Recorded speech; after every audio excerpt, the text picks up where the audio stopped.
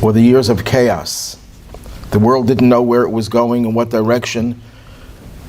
The next 2,000 years were the 2,000 years of Torah. That begins when Abraham came onto the scene, paving the way for the Torah a few hundred years later. So the next 2,000 years are the 2,000 years of Torah. The last 2,000 years are the 2,000 years of Mashiach. That means in the last 2,000 years, that's when, within that period, it has to happen.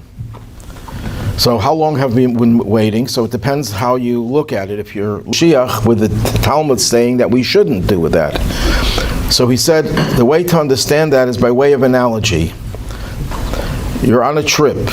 You're going from Buffalo. He doesn't talk about Buffalo, but I'm using Buffalo. You're going from Buffalo to New York, and you have kids in the car. You just left Buffalo. You're on the thruway. You haven't even reached Batavia. And the kids are asking, when are we going to be there? And the father who's driving the car says, stop asking that question. We just started the trip.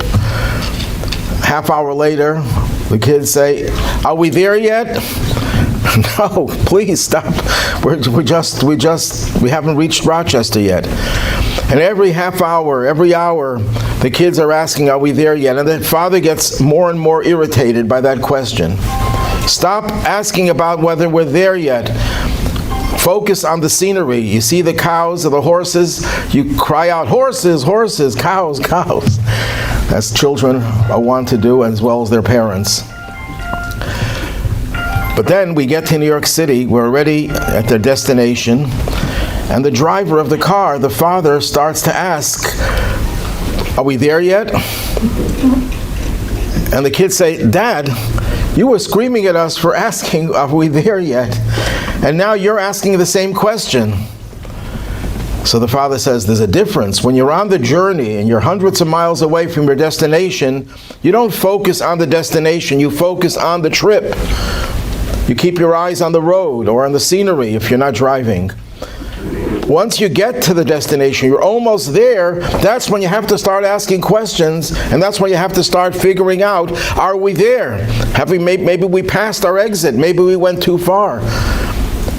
There you are allowed to calculate, you're allowed to focus on the end, on the destination. As long as we're still on that journey, we shouldn't be calculating when it's going to happen. But when we're getting close to the end, then we have a right and perhaps even a responsibility to focus on the end. And the Malbim wrote this probably 100 or so years ago. We are now near the end. Some people say, yeah, but we've been waiting so long and it didn't happen. Are we expecting it to happen? It reminds me of a woman who's pregnant and she's going into her 9th month and she doesn't have the baby. So a week goes by, she still doesn't have the baby. 2 weeks go by. You know what? I'm probably not going to have the baby because I was waiting and waiting and waiting 9 months and it didn't happen. It's probably not going to happen. Does anyone think that way? If you're pregnant, you know it's going to happen. Sometimes it happens sooner. Now, if you talk about pregnancy, which is a 9-month ordeal, when you're dealing with 2,000 years and there's a delay to make it equivalent to the pregnancy, you're talking about decades and centuries. So we are near the tail end. Yes? Rabbi, but when you say the father, in your analogy, the father says, look at the scenery, check the scenery out, see what's there. But when you look at the scenery, you see something pretty darn bad. And you don't see something that gives you a sense. It depends. That we're getting better, we're growing, and we're getting more righteous. Okay, I'll talk about that soon, about what we're seeing, what we have seen on this journey, and what we're seeing now. But meanwhile, so we can divide the process of waiting for Mashiach into 3 stages. There's the first stage, the journey. While we're focused on the journey, we're not that focused on the end result. But then we come to the point and I'm referring to the language used by many, including the Rebbe, we use this very often, that we are on the Saf HaGeula, that's Hebrew for on the threshold of redemption. When I say redemption and Mashiach, they're interchangeable terms. Mashiach is the one who brings us to redemption. Sometimes we'll use the term Yemos HaMashiach, the days of Mashiach, the Messianic Age. So they're all used interchangeably. So the second stage of the journey is where you're coming close to the destination and you're literally on the threshold of that redemption. That's a term the Rebbe always used. But then the Rebbe once used another term, a third term. He was speaking to the chief rabbi of Israel. And the Rebbe used an expression that the redemption is already here in front of us. It's on the threshold of our homes. All we have to do is open the door and bring it in and grab it, seize it, and bring it into our home. Yes? I just had a curiosity about Hebrew. You use the word saf, or saf gula or something? Saf is threshold. What is it, saf's relation to sof, ein sof, God, without... Sof means end, so it's probably related. Yeah, sure. So, what the Rebbe was saying there is we're no longer on the journey. We already arrived. And now it's the other way around. The redemption is on the threshold of our homes, and we have to drag it in, or to use an English word, schlep it in to our home. That means instead of the journey being one we're waiting for Mashiach, one could say Mashiach is waiting for us to take him, it, however you want to describe it, because it's both a person and it's an age and it's a mindset. It's a mindset of redemption. Bring that mindset of redemption into your home, into your being, into your soul, into your body. So that's the stage we're in right now. And for some people, they still think they're on the journey, so let them do the best they can do on their journey. But it's really beyond that already. In the Torah, in the end of the book of Numbers, we're going to be reading that in a few weeks, it lists 42 journeys of the Jews in the desert, from the time they left Egypt until they reached the shores of the Jordan. And great Jewish leaders and commentators have pointed out that all of Jewish history mirrors those 42 journeys. If we had time and I did the research, I would try to show how all of Jewish history goes through 42 stages.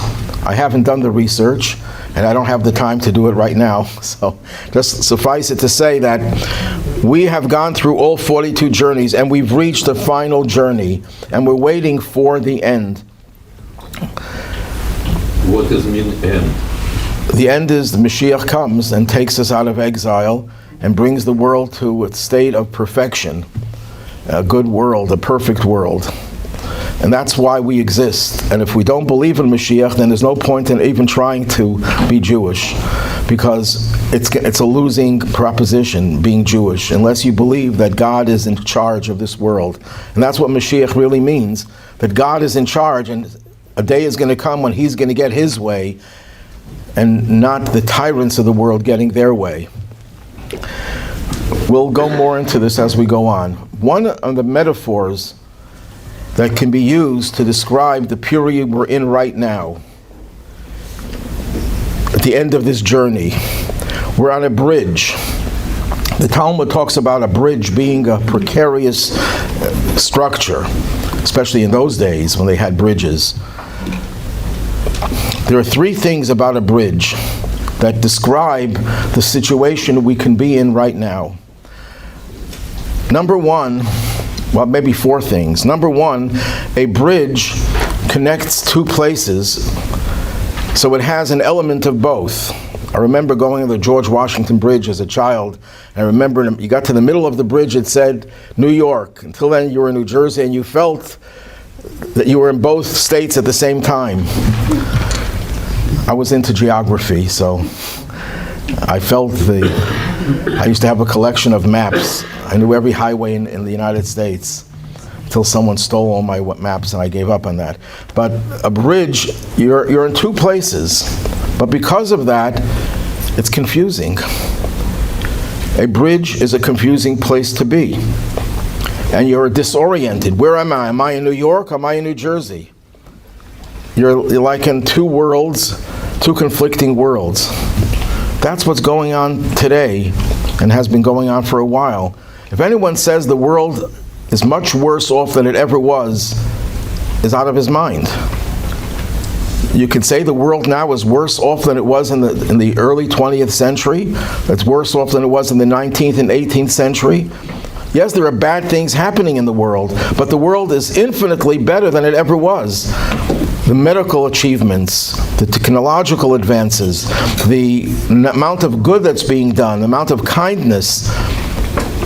The world is so much better than it ever was before, and yet it's also so much worse in so many ways. There are some terrible things that are going on, as we know with Israel, what's going on, and the anti-Semitism in America and all over the world.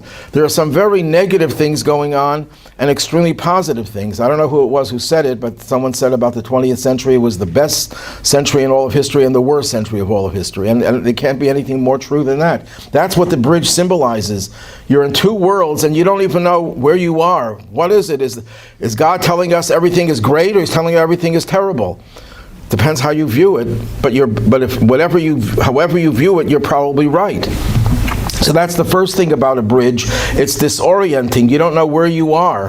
Are you in a world that's reaching perfection, or are you in a world that's ready on the precipice of destruction? The second thing of a bridge is that bridges are shaky. Even big bridges, George Washington Bridge, the Golden Gate Bridge, they shake. And it's precarious. And the third part of it, if you ever drive in the highways in New York, it always tells you that the bridge freezes before the rest of the road. It's cold. The bridge is much colder than any other part. When we left Egypt, and that was the beginning of our journey, you could say, to Mashiach in one way. The journey began at creation. It really got serious at the Exodus, and it's becoming more and more serious. But when they left Egypt, they were attacked by a nation called Amalek. And Amalek had all those three features. Amalek, it says, attacked us when we were on the way. Why did they attack us on the way? Why couldn't they wait till we settled? Because that's the time when we're most vulnerable, when we're on the way, when we're in a precarious, when we're disoriented, we don't know where we are. That was the first thing. Amalek is also said to be the same numerical value as the word suffix, which means doubt. Amalek confuses us with doubts. That's the second aspect of the bridge, that it's shaky. We're always doubting ourselves. There's no people who doubt themselves more than the Jewish people, in spite of the fact they have every reason not to doubt, for their very existence is the greatest miracle that ever happened, that the Jewish people are still here and are strong and are getting better and better every day in many ways. But we have doubts. That's the second aspect. The third aspect is cold. Amalek, it says, he meets you on the way. He met you on the way. The Hebrew word for meeting, karcha, could also be translated, he cooled you off. He desensitized you. And that's what happens to so many of us. We become desensitized. We become cold. So Amalek takes advantage of the fact that we are on the way, we're in between, we're nowhere, where we have solid roots, we're in transit. He takes advantage of the fact that we're shaky, we have doubts, and he takes advantage of the fact that we are cold. He desensitizes us. That's what we're in right now. We're in a period that is sandwiched in between the exile and redemption. As the Rabbi said, the redemption is right in front of us. We just have to schlep it in, but we haven't schlepped it in, obviously, because if we had, we wouldn't be sitting here in Buffalo. We'd be in Jerusalem in the third temple with Mashiach at our head. But we are in that position where we are disoriented, people have doubts, and people become cold and indifferent and desensitized.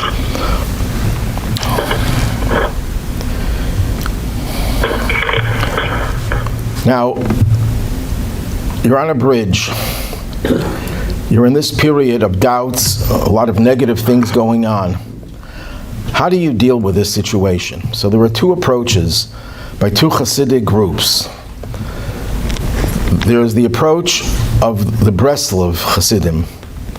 And I'm sure you heard the song, the whole world is a narrow bridge. Kol ha'olam kulo geshet tzar miyod v'ha'ikar lo lefachid klal. The world is like a narrow bridge, and the essential thing is don't be afraid.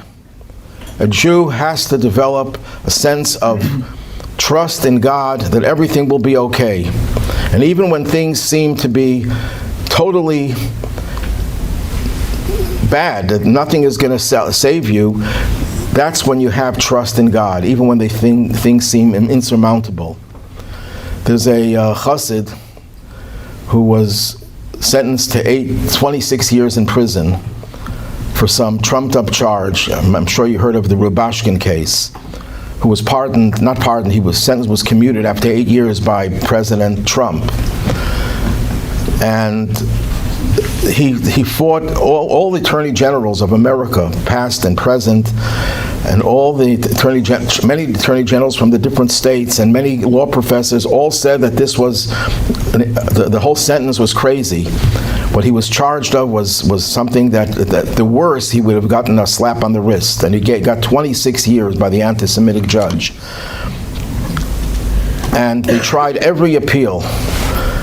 And finally, when the last appeal failed, he said to himself, now I feel very good. Because until now we were relying on the appeals. And now I know I'm in God's hands. I don't know if it was a day later, he gets called out from his prison cell, and he's told that he was now free to go. At that point where he gave up, thinking that he has a way out, that's when he had the trust. That's the greatness of trust. And that's not easy to have that trust. That's a major, major challenge. But that's the approach of the Reb Nachman of Breslov, a great Hasidic master, and no one could argue with that. That trust in God is the ultimate way of dealing with challenges such as being on this bridge, the shaky bridge that's freezing, and it's not, who knows if we could survive it. Don't be afraid, don't fear. Who was this great sage who said the only thing you have to fear is fear itself? Which rabbi was that? Feivel, David, Rabinowitz, FDR, no? Rabbi Nachman of Breslov was the grandson of the Baal Shem Tov. Great-grandson. He was the great-grandson, yeah. The Rebbe had a different approach. And in order to understand the Rebbe's approach, there's a joke that was told by a Hasidic rabbi. The Breslover Hasidim have long payas, as many Hasidim do, long side curls. And they have a belief that when after they pass away and they go to the nether place, the hot place, Gehenna, they cry out to their Rebbe, Rebbe, save me, and Reb Nachman comes and he pulls them out by their payas. That's their belief. The Chabad belief is that when the Chassid ends up in that nether place and it's getting very hot and he cries out to the Rebbe, Rebbe, save me, the Rebbe comes and gives him $1 and says, this is for your new mission. Rather than trying to run away from your challenge, the challenge is part of your mission to elevate the challenge.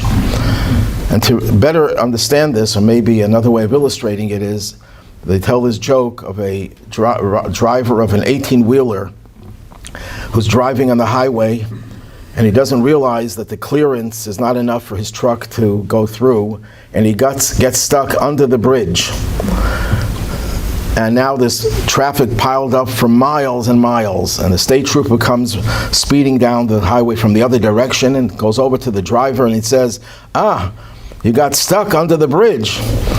And he says, no, officer, I was delivering a bridge and I got out of gas. There are two ways of looking at the bridge. You can look at it as a terrible obstacle, and we have to do something to remove the bridge. the Rebbe says, no, don't remove that bridge. That bridge is part of what your mission in this world is. Bring the bridge with you into redemption. Take the conditions of exile and transfer them into a state of exile. Apply redemptive psychology, redemptive mindset to the realities of being in exile. Yes? I just was wondering, could you tell the story of the spoons in heaven and hell? The spoons? The rabbi that was taken to hell and heaven with spoons? Well, everyone? Oh, okay, but that's off the subject. Sorry. Maybe if we have time at the end. It's a great I'll let you tell it. I can't tell every joke about Gehenna, including the one about the guy who went down into Gehenna and he saw their bands, rock bands, jazz bands, people were celebrating. Then he says, take me to paradise. And in paradise he sees one old Jew hunchbacked over a volume of the Talmud. He says, where are the bands here? Where's the music? We can't afford a band for one person. So, okay. That's my repertoire of Gehenna jokes. So we have, the Rebbe looks at what we're in right now. Don't negate what we're in right now. Bring it along with you. And the Rebbe would refer to this concept by referring to the two Hebrew words for exile and redemption. The Hebrew word for exile, one word is golah. G-O-L-A-H would be a way of transliterating it. The word for redemption is geula. In Hebrew, they're identical words with one difference, one salient difference. The word geula has the letter aleph in it. So the Rebbe says, people who are afraid of the changes that will happen in the Messianic Age, in their mind they think that Mashiach and the Messianic Age will reject everything that we've done before. Let's say you play violin. I don't know anyone who plays violin. But let's say you love playing violin and Mashiach is going to come. Is he going to tell you throw away the violin? No. As long as what you're doing is kosher, as long as you didn't steal that Stradivarius, as long as you did it in a kosher way, that violin will go along with you, but it'll be a much better violin. The music will be much more inspiring. The music will get people to get closer to God. Why? Because the letter Aleph stands for God, who is Alufo Shel Olam, the master of the world. So what Mashiach is going to do is not negate what you are now, who you are now. It's going to make what you are now complete, because you now have that Aleph inserted. Right now we're dealing with the Gola without the Aleph. The Aleph is hidden. And he's going to put the Aleph into the word Gola. The Rebbe used to say, wherever you are, make that your Jerusalem, right? Yes, make that your Israel or your Jerusalem, yes. One of the analogies that are used to describe Mashiach is a bird, a kosher bird. The Hebrew word for bird is tzipar. Now, the word tzipar has the same gematria, numerical value, as the two words Zeh Mashiach. This refers to Mashiach. Or the word shalom, peace, which is associated with redemption, a time of peace. Or Mashiach chai, Mashiach is alive. They all add up to the same as tzipar, which is I think 376. Also the word tzipar is related to an Aramaic word, tzafra, which means morning or light. Mashiach is going to bring light. Mashiach, the bird, is a symbol of peace because the bird flies from one area to another. It can cross the ocean. It doesn't have any barriers as opposed to land creatures. We come to the seashore, we have a barrier. We have to get a boat, but we can't just cross it. The bird could cross it. So the bird is a symbol of peace. That's a kosher bird. A non-kosher bird, it doesn't have that quality.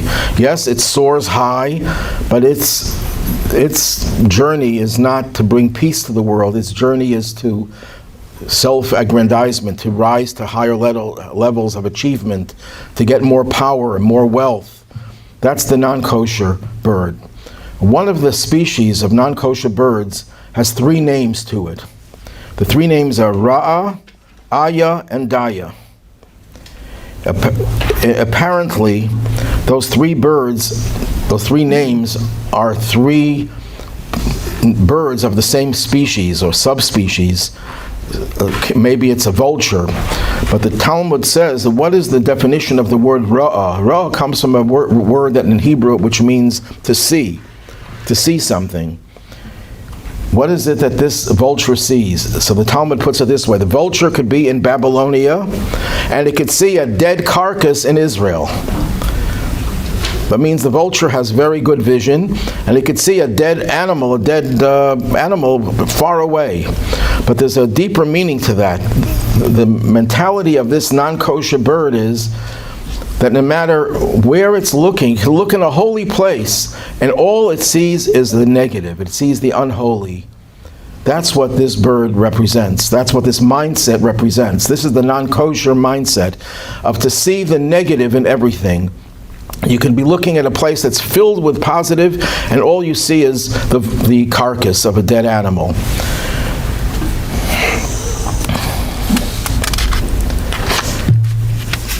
And doesn't see the good, blind to the goodness. Where do we find a place where people were blind? They couldn't see the good in others.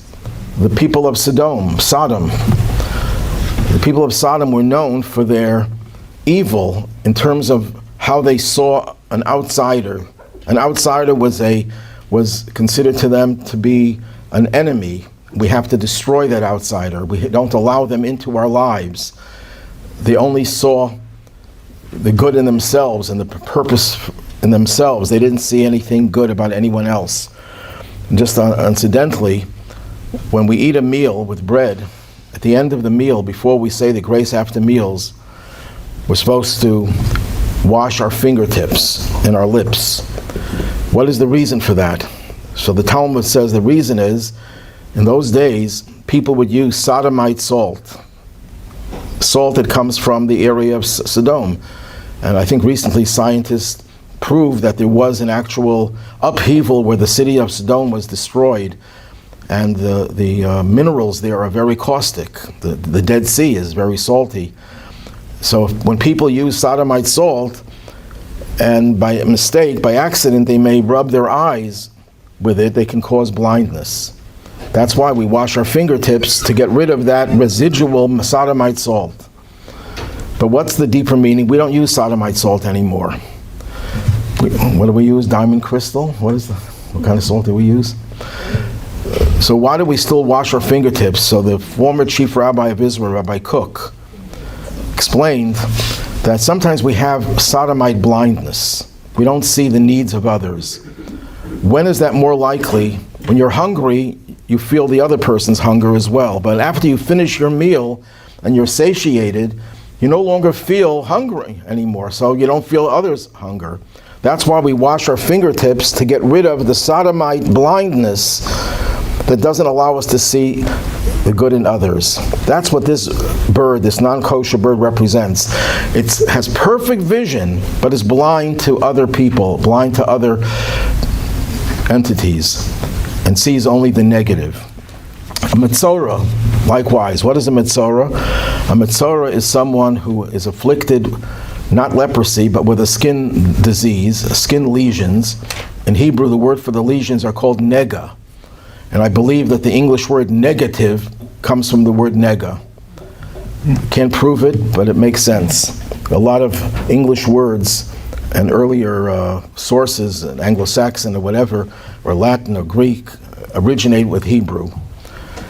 So the Metzora has a nega, sees the negative. A Metzora comes from the word motzi ra. He finds and extracts the evil. You see the negative in others. We all have positive and we have negative. The Metzora is the type of person who focuses on the negative in other people.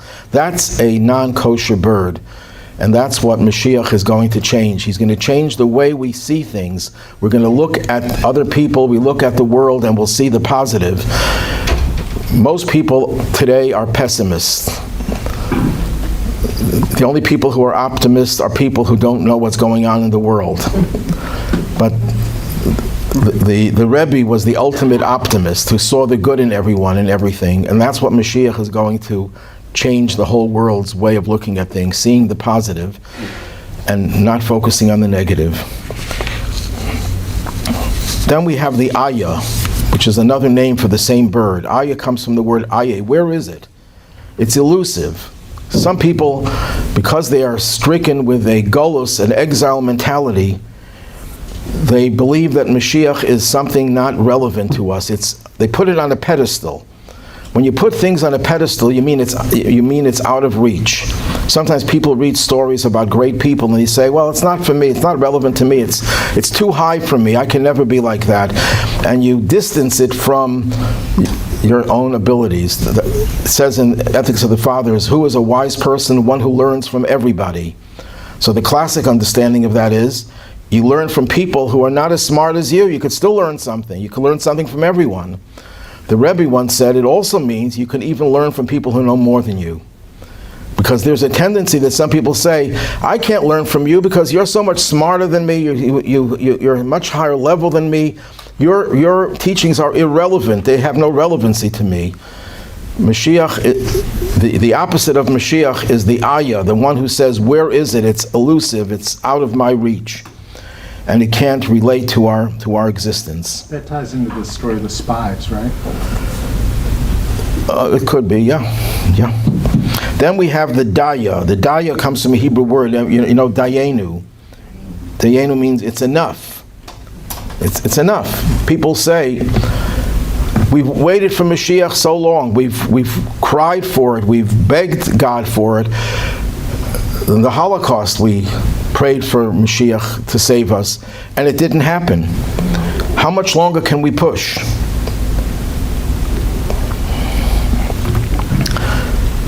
And we have to do it every day, over and over again. It's hard. That's a challenge. It's one of the challenges. So the Rebbe, in a very painful talk that he gave in 1991, was that he said that he's done everything in his power to bring Mashiach, and he's asking us to take it in our hands to do it. And then he said something. He says it'll take 10 stubborn Jews to do it. What did he mean by 10 stubborn Jews? Why do you need to be stubborn? And the Rebbe explained that when God accused the Jewish people of being stiff-necked, he wasn't saying that as a criticism, he was saying that as a praise. It's because we are stiff-necked, because we are stubborn, we're refusing to surrender our existence and saying, why should we fight to remain Jewish? The world doesn't want us, so let's give it up and throw in the towel. And we say, no, we're going to continue, we're going to fight for our Jewish identities and for Israel and for everything that's good and holy for us. That takes a stiff-necked nation, and we should use this stiff-neckedness, this obstinacy, this tenacity for Mashiach and never give up. And one of the characteristics of exile is that you can't repeat something. If your teacher tells you something and then he repeats it, you get bored. Why are you repeating the same thing? Sometimes teachers feel that the students will not remember it, so they teach something. The next class they teach the same thing. They repeat it over and over again, and you get very, very tired of hearing repetition. That's because you're an exile person. A person who lives in a world of redemption can hear the same thing 100 times and not get bored. And the Rebbe, I told this story many times because I experienced it myself. I was at a Farbrengen at a gathering where the Rebbe spoke, and on Shabbos, so there's no microphone. It was very hard to hear him, and I generally couldn't hear him most of the time. But one week I got a good spot, and I was able to hear him very clearly. And the Rebbe said something, he made a point, and he repeated himself again and a third time. And I'm thinking to myself, why is he repeating himself? And then the Rebbe suddenly changes the topic, and he says in the book of Ezekiel, the prophet Ezekiel, it says he started saying prophecy where? On the river Kvar. The name of the river was Kvar, in exile. So the Rebbe says, what does Kvar mean? Kvar in Hebrew means already. What was the sign that he was in exile, that he said, I already know it. I heard it once. Why do I have to hear it again? When you say that, that's a sign that you're in exile.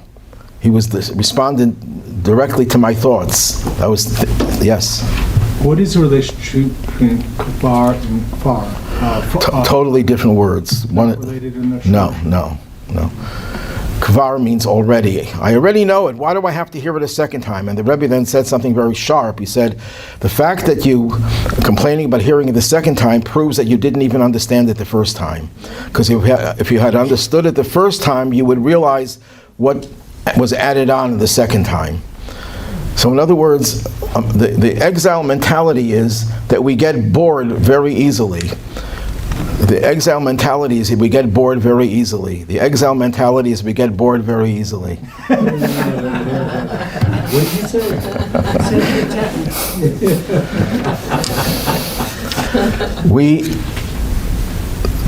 You didn't catch it, so I guess you're not in exile. But that's what exile mentality is, that you don't see the vitality in every word of Torah. If we saw the vitality, you would never be bored by anything, no matter how many times it's repeated. In fact, each time that it's repeated, it'll generate new light, because Torah is infinite. So the Daya is the one who says, we did it enough, we prayed enough, we begged enough, we pleaded enough, let's give up. No, we're never going to give up on Mashiach. We're never going to give up. If anyone would have given up, you'd think it was the Jews on the way to the gas chambers. And they would have given up for Mashiach. And yet it was those Jews who sang, Ani Mamin, I believe with perfect faith in the coming of Mashiach. And it was a song that was composed by a chassid in the train on the way to Auschwitz, who composed the song to those words, Ani Mamin, I believe with perfect faith. And he told someone that if you can escape and you bring it to my Rebbe, the Moshiach Rebbe, that's a Hasidic group, it's known for their music. They compose thousands of songs. If you can bring it to him, I will promise you, I think, half of his paradise, something like that. And one Chassid jumped out of the boxcar and managed to escape and brought the tune. But this tune was sung in the gas chamber, on the way to the gas chambers. So if Jews going to the gas chamber would not give up their faith in the coming of Mashiach, as unlikely as it was to help them, then how could we give up on it? We will never give up on it. Just one other thought. The Hebrew word for being stubborn, tenacious, stiff-necked is akshanim. Akshanim means stubborn people. Dabbling in numerology, in gematria, it has the same gematria as tikah, which is sound the shofar. It says before Mashiach comes, God is going to sound the great shofar to awaken everyone. So what the Rebbe was asking, I think, was we need 10 or more stubborn people who will sound the shofar, sound the clarion call to wake us up. Because it's very easy to fall asleep. That's one of the drawbacks of being in Golus and being in exile, that we fall asleep. Every threat to our existence generates a counter reaction to it. For example, if you see someone carrying a knife or a gun, you do something to withdraw, to run away from it. A grizzly bear is running towards you. You do whatever you can do to protect yourself from it. You take out your bear spray. You don't carry your bear spray with you all the time? What happens if you meet a grizzly here? So every threat to your existence, there's always a human reaction. That's human nature. There's one exception I can think of, and that is if there's a fire, God forbid. What happens is the fumes cause you to fall asleep. The more the threat is, the less likely you'll be able to respond to it, because it puts you to sleep. That's what Golus is, that's what exile is. It's fumes. And these fumes cause us to fall asleep. So what do? You sound the shofar that wakes everyone up. You know, the Jew in Israel came from America and he's now on a kibbutz and he doesn't have a watch, so he's always asking people, what time is it? So they decided to get him a watch for his birthday. And he opens it up and he looks at the watch and says, what do I need this for? And they say, to tell time. He says, I tell time very easily. I just ask people what time it is. He says, what do you do in the middle of the night when you want to know the time? He says, I use a shofar. A shofar? How can you tell time with a shofar? I open the window, I start blasting, and within seconds, are you crazy? It's 2 a.m., it's 3 a.m., it's 4 a.m. So the shofar is the symbol of waking people up. And that's what has to happen, because Golus puts us to sleep, especially as Golus continues and we're seeing what's going on in the world. It puts us to sleep. But sometimes, I'm going to get to you in a minute, but sometimes what happens is that you don't want to be awakened. The sleep is so pleasant, not realizing that that sleep could kill you. So someone else has to blow the shofar for you. Sometimes you're more likely to sound the shofar for someone else than you are for yourself. And I'll illustrate this with a story. There was a chassid in Latvia. His name was Mordechai Dubin. Mordechai Dubin was a member of the Latvian parliament. He represented Agudas Yisrael, the religious party that had members in the parliament in both Poland and Latvia. And he was known as the tzaddik because he did so many favors for thousands of people. He was one of the people instrumental in getting the previous Rebbe out of the Soviet Union. And then he was arrested by the Soviets. And he was in prison for a while. And then they let him out of prison in the middle of the night, in a freezing winter night, and he has no place to go. So what does he do? He walks in the snow, in the freezing cold, without any real protection. And finally he reaches a town where he found a Jewish home. It had a mezuzah. In those days, it was very, very much of a risk to keep a mezuzah on your door, but it had a mezuzah. So he knocks on the door, and he's in his prison garb, and the Jew opens the door, and he sees a man out there. He slams the door in his face. Who could this possibly be? This must be a Russian agent. And he keeps on banging on the door, and the man refuses to open for him. And then he's now freezing to death. He realizes that he's not going to survive, so he lays down with the intention of falling asleep and dying. And then he wakes up and he says, how could I do this?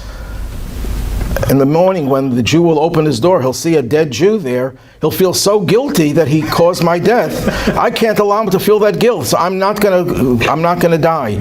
And he got up and he kept on banging on the door until finally the man let him in. How many people think that way? But that's a Jewish mentality. I'm not going to do anything to save myself, but I'll do everything to save the other person. Even in this case, it was to save him from feeling guilt. But sometimes you wake someone else up to wake yourself up. Okay, your question. I don't remember.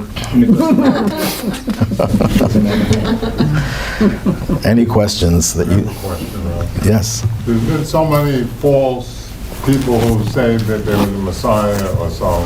So how do we tell? Okay, maybe we'll have another class about that. There are criteria. I'll just go through it briefly. There are criteria, and if people had known the criteria, there wouldn't have been false Mashiachs. For example, the Shabbatai Tzvi, who lived in the 17th century, who proclaimed himself to be the Mashiach, and 2/3 of the Jews believed in it because they didn't know anything about him. They just knew this charismatic person, this Kabbalist, is saying, and this is after the major pogroms of the 17th century, where hundreds of thousands of Jews were massacred. And here a man comes along and says he's the Mashiach, and this reports that he was doing miracles, and they didn't know that he violated Jewish law. He was like a criminal in his behavior. But people didn't know that. Great rabbis didn't hear about that. There were a few rabbis who did say things about him that he was not normal, but it didn't get around. Today, that can never happen unless you're ignorant of what the criteria are. And the major criteria for Mashiach includes being totally committed to observing Judaism, to observing the commandments. But if a Mashiach comes along and says, you know what, from now on, you could eat a cheeseburger, then you know he's a false Mashiach. You don't have to do anything more. That's the end of it. If he tells you anything to change, if he says from now on you don't have to put tefillin on your left hand, your right hand, you put it on your right hand, That's it. He's finished. His career is over. There's no need to even investigate any further. But if you don't know that, people don't know the criteria, then you can be misled by a false Mashiach. Any other questions? Okay. Is there a Wednesday? Is there one? Yeah. And when are you, in July, when are you going to Seneca 1? It hasn't been scheduled yet. Any questions on Zoom? Okay, everyone have a good day. Wednesday at 12:30 rather. That's I'm confusing today with Wednesday. 12:30 and Wednesday is Lunch and Learn, Ethics of the Fathers.